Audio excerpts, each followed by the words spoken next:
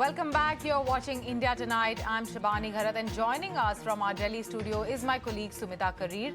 Now, President Draupadi Murmu has given her assent to the Viksit Bharat Guarantee for Rozgar and Ajivika Mission Gramin or VBG Bill 2025, formally clearing the way for a major overhaul of India's flagship rural development employment program. With this, the two-decade-old Mahatma Gandhi National Rural Employment Guarantee Act, known as MGNREGA, stands replaced by a new statutory framework, in fact, aligned with the government's Viksit Bharat 2047 mission. Absolutely, and that's essentially what the government states. In fact, one of the most prominent changes under the new law is the enhancement of the statutory employment guarantee from 100 days to 125 days per financial year for rural households. The government also has projected this as an expansion of benefits, noting that the earlier 100-day limit often operated as a hard ceiling rather than a minimum guarantee. Now, the bill also introduces a significant shift in funding architecture. Unlike MGNREGA, where the wage component was fully funded by the centre, the VBG framework mandates shared financing between the centre and states. However, the opposition has been vocal in criticising the government's move. The big question that we're asking tonight on the show, on the story, what does this bill mean for rural employment and what are the implications? Joining us to decode this further is Mr. Vijay Sardana. He's an economist. Thank you very much, Mr. Sardana, for taking the time out and speaking to us here on 80 Now. I was just speaking about how this bill has been at the center of a controversy. First, it was about renaming, and then it was also about, how the fiscal burden needs to be divided, needs to be shared between center and states. But how can a national scheme be dependent upon state funding? See, we have to look at the gaps of MGNREGA, and then we see what is the comparison with the new law, because that is very important. Now, most of the political people are looking at either the nomenclature of the bill, or they are looking how to look at vote bank politics. But nobody is discussing that what MGNREGA has done in the last 20 years for the nation building. Now, all these things were basically designed just from an appeasement point of view, that we are giving employment and this is a rural guarantee scheme. But what rural guarantee, the amount of the money which country is spending on this, where this money was going? There was no accountability, there was no plan, there was no permanent, nation building activity. Nothing which was visible till date. After 20 years, can you say that which project or which activity was created due to MGNREGA spending? Now, this is a big issue for a developing country like India. Now, what the new bill says is, first of all, just to address the political side, it has increased the minimum guarantee from 100 days to 125 days. So that is a politics of it. But what is important now in this bill is that we have to allocate 60% funding from the center and 40% from the state.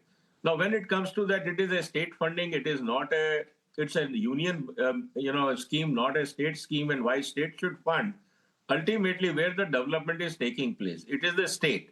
Union does not hold a single inch anywhere. Now, what is important here is that fixing of accountability. You have to design a project. Which project should be as per the need of the state requirement? You design that project. 40% will be paid by the state. 60% contribution will come from the center. In fact, it is going to further strengthen the role of state development with the help of central funding as well. Now, what was also important, which was a big criticism of MGNREGA, that it is depleting or eroding the competitiveness or availability of manpower for the agriculture sector in the country. Because nobody was willing to work. One side you are giving them free ration, then you are giving them MGNREGA, then there are a whole lot of other schemes. So technically, there was no incentive for rural population to work in either in agriculture or in any other development activity, because their requirements were taken care by the one scheme or the other. Now there is a vacation period that during harvesting and sowing time, there will not be any scheme of this nature, means there will not be funding activity of this nature. If any rural person has to earn, he has to work in fellow citizens' villages or farms and help them in harvesting or in sowing and earn their livelihood. So I think it is not a, I will say that, very pleasant political messaging which opposition wants to convey to the their electorate, but it is a sensible approach that everything coming free is not good for society, but definitely it has to be linked to somewhere productivity, somewhere development agenda, so that the money either spent by state or the center must go for some positive, constructive activity which helps in economic development, infrastructure development, and related activities, which ultimately leads to the nation building. So, this is in brief, one can say around. Yeah, so what is your reading? Can we be G Ram Ji in simple terms transition, from digging holes to creating productive assets without, displacing these set of unskilled workers from their core areas? So, there is no need to replace anyone. What this scheme is offering is that there has to be a development plan which has to be done by the state government with the help of a district administration, and that has to be defined. Suppose you want to create a water reservoir in a drought affected area. Create a plan, then you say what are the resources or mandates required, allocate the manpower there, and pay from the new scheme, which is now the GRAMG scheme. Now, keeping that in mind, you can create a rural roads. You can even now utilize the same. We are putting a lot of, I will say that, solar plants around the country, but they also need maintenance. They need labor for cleaning because of dust and so many things. So many new activities are emerging. Highway development activities going on. Warehousing is required. Rural roads are required. At the same time, at least for almost 120 days in a country, you need sowing as well as harvesting activity. That is there. So you design a plan that what you want to do with the manpower which is available in your area, that manpower should go for the development activity, and funding is available through this scheme. So I think it is a logical thing. Plus, what is more important is there is a strong application of Right. IT. Means you have to do biometrics. You cannot simply issue a pay slip and Right. say that it will go to the worker and ultimately lands up in the contractor's pocket or with some corrupt officials. So there is a accountability, transparency, and a Right. development, and it makes sense into it. Right. Mr. Sardana, there has to be accountability, and which is why I will go back to the question that I essentially asked you. If it's a national scheme, if it's a central scheme, then what is the point of putting the financial burden on states?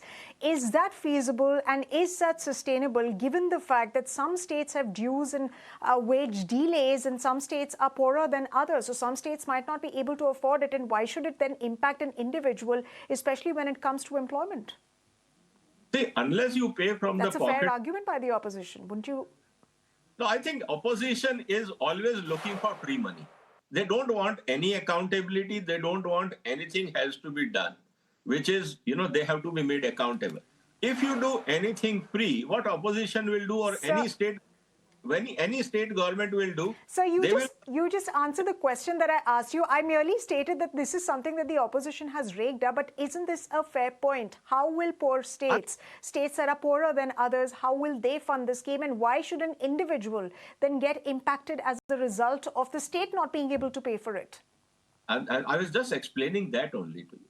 See, state governments will become more logical and sensible when they are demanding funds under this new scheme.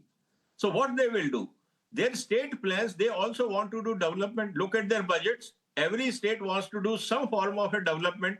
When they are trying to do the development, in any development activity, which is a road building, warehouse construction, water management, river, desilting of canals, anywhere and anything state needs where they need money to go as a development activity. They are already putting there whatever resources they have for the development plan. Now, by planning it more logically and sensibly, they can classify many such activity under this, G Ramji scheme, and then demand 60% contribution from the center, that 40% we are contributing. 60% please share with us. And that is why that will actually help the state in planning better. If you just dissociate state planning with the central contribution, Yes. then it brings irresponsibility, no accountability, then anything and everything they So the will see. state has to be accountable is what you are saying, and the bill also introduces the Viksit Gram Panchayat plans as well. Now, does this really empower the local bodies, or does the requirement for the center approval creates a new layer of the center-based bureaucracy to pass some of these schemes and projects going forward? See, ultimately in democracy, the panchayat is the base, I will say, grassroots level institution. Today, ultimately, what panchayat wants to do, they know what is required in that area. Suppose they say we need a rural, or we need a warehouse, or we need a mandi structure, or we need some dharamshala, or we need something else. Now that panchayat will decide. After all, that panchayat activity is also happening within India. And that panchayat plan will go to the district administration. They will compile which panchayat is asking for what. From district, it will go to the state. They will consolidate all the activities what panchayats are asking. Because in panchayats, you also have MLAs and MPs, so they know whether it is required or not. And then from there, consolidated scheme will go to the center that out of these, suppose 10,000 crores we want to spend in different panchayats, we will contribute 40, you share your 60% contribution. That allocated amount will go to the panchayats for the given activity which is planned. Now they cannot deviate. So that money should not be wasted by whims and fancies of political reasons. So I think Right. it is a sensible thing. Otherwise, how state government will know what is required unless panchayat or district administration contributes? So it is not an isolation. You have to look, it is a hierarchy of Absolutely. decisions. So Of course, panchayat, you're essentially talking about proper collaboration. Yes, yes. So you're essentially talking about more coordination and collaboration between Gram Panchayats and estates, and then, of course, the center as well. But let me also ask you another aspect of this particular story, which is related to the MGNREGA, which essentially gave a legal claim against the state for providing jobs, right? But why does this scheme make providing jobs and livelihoods optional?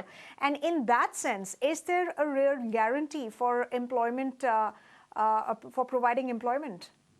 yes, it is there. If you see the section 3 of the act, I think I was reading somewhere, it says guaranteed.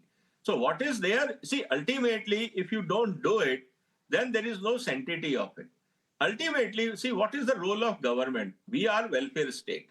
Now, ultimately, you have to do some development activity at the grassroots level. Now, ultimately, what is the grassroots level? It is a village. Village is part of a panchayat. So everything, if you put on the map, it looks logical. There is no ambiguity. There is no, I will say, the disconnect between what Act is saying and what is actually happening on the ground. It is only, if I look the political point of view, people want a discretionary decision, no supervision, no accountability. Just give us the money so that we spend the way we want. That has to stop because this country cannot afford wastage at all.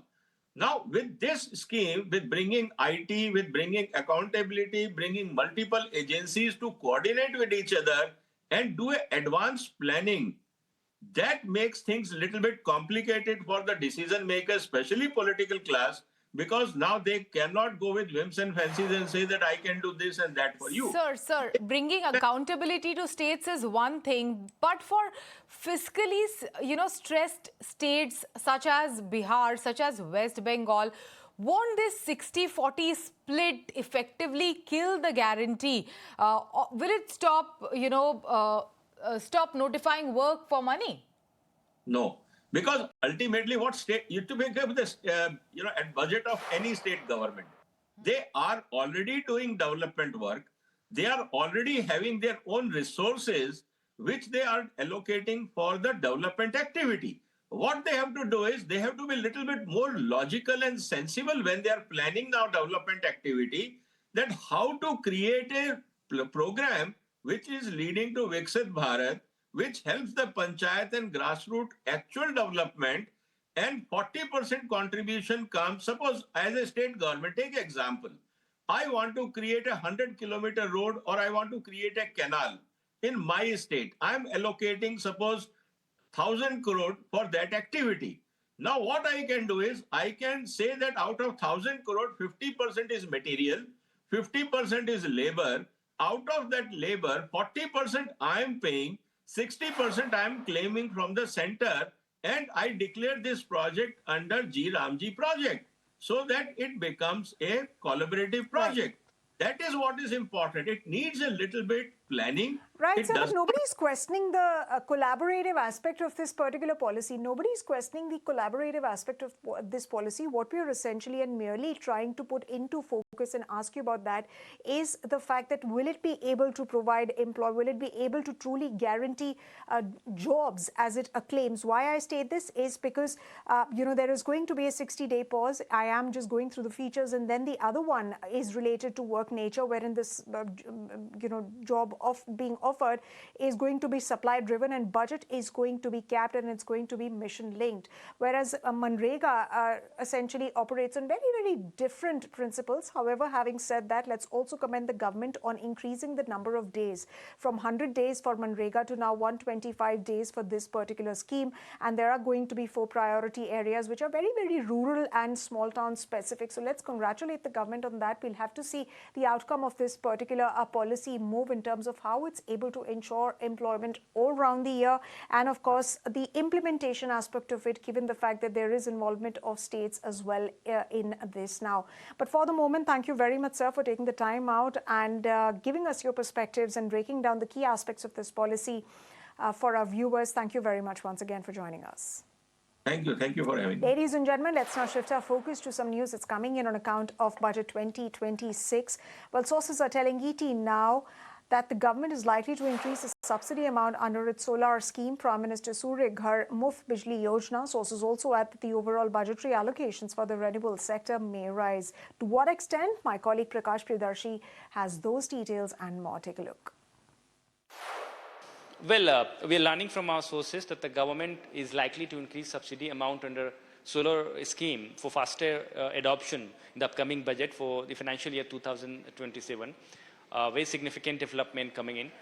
Sources indicate that the subsidy amount under PM Surya Ghar Muft Bijli Yojana likely to be increased for up to 2 kilowatt solar system installation, which is likely to be increased to 40,000 rupees per kilowatt from existing rupees 30,000 per kilowatt.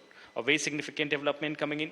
You are aware that the under this scheme, government provides rupees 18,000 per kilowatt subsidy between 2 kilowatt to 3 kilowatt solar installation, and above 3 kilowatt subsidy amount has been capped at rupees 78,000.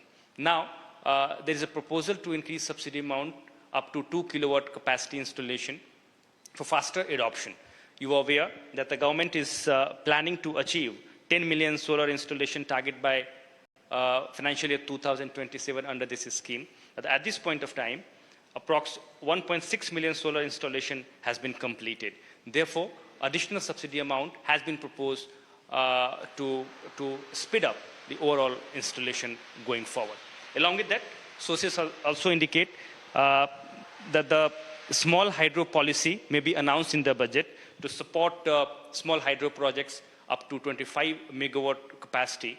By providing additional financial support to such projects, government is trying to provide impetus to approx 16,000 megawatt capacity of small hydro projects going forward. And therefore, additional financial support likely to be provided to such projects. Along with that, the overall Ministry of New and Renewable Energy has sent this proposal, and overall budgetary allocation for renewable sector may be increased beyond rupees 26,500 crores. Well, thank you so much for those details. Now, moving on to an ET Now exclusive. Now, IPO frenzy continues even as 2025 drawing close. In fact, amongst the newest offerings will be the state-run Bharat Coking Coal, a unit of India's biggest producer, Coal India Limited. Sources inform ET Now Bharat Coal could launch its IPO soon. Anurag Joshi brings in the details. Anurag? Bharat Coking Coal, a unit of India's largest coal producer Coal India is likely to launch its IPO in the coming 2 weeks. Bharat Coking Coal is a 100% owned subsidiary of Coal India, and Coal India plans to sell 10% of its equity stake through an offer for sale in the IPO of Bharat Coking Coal. Now, the IPO size, according to sources, will be 1,300 crore rupees, which gives a valuation of 13,000 crore rupees to Bharat Coking Coal. Bharat Coking Coal produces various grades of coal for industrial uses, and most of its use is for the power and steel industries.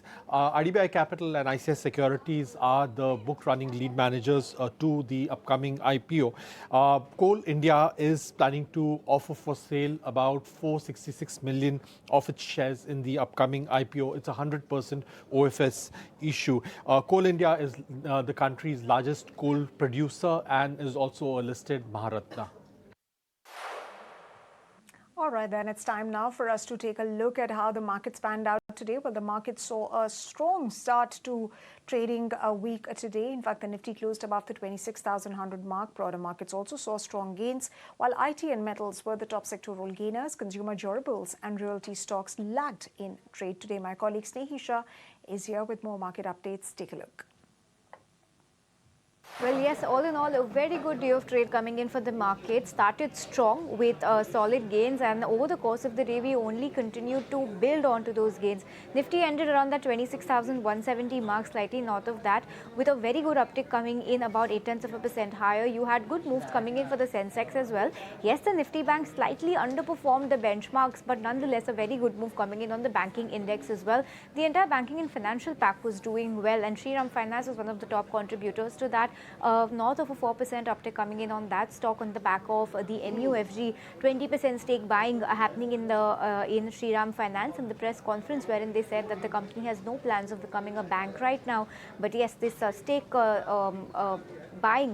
purchase from MUFG in Shriram Finance is a big key positive coming in for that company. A bunch of other companies did well, but on the flip side, the stock that was under pressure was Tata Consumer from the Nifty 50 group of stocks. Very nominal cuts coming in, but nonetheless, good move coming in on that. A couple of life insurance names like HDFC Life, SBI Life were also under slight nominal pressure, but nothing much to worry about because the broader end of the market, the breadth across the market was very cheerful, and the Nifty mid cap and small cap both outperformed the benchmark, but the real exuberance came from the Nifty small cap space.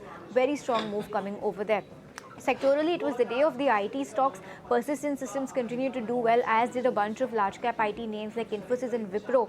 Some of the top Nifty gainers as well on the back of the spike up in ADRs that we saw over the weekend with Settle, but it was sentimentally positive for those stocks, and both of them closed north of 2% with gains of north of 2%, so looking good for both Infosys and Wipro as well. Other than that, the entire defense pack, railway pack, the shipbuilding group of stocks, Cochin, Mascot Dogs, Garden Reach, they did well. The railway names like Jupiter Wagons was up 20%. On the flip side, from the broader end of the market, Meesho 10% lower circuit on that stock after seeing back-to-back solid days coming in over the last week in the liquidity short squeeze, and seems like there has been a profit taking to a very large extent on Meesho, and that is the reason why the stock was lower by about 10%. All in all, the breadth of the market was rather cheerful. Some stocks were in focus on the back of news flow, but other than that, there was common optimism in the market. All eyes are going to be on how the market now trends and plays out on the day of the weekly Nifty expiry, and immediately after that, it's the monthly Sensex expiry, because given Thursday is a holiday,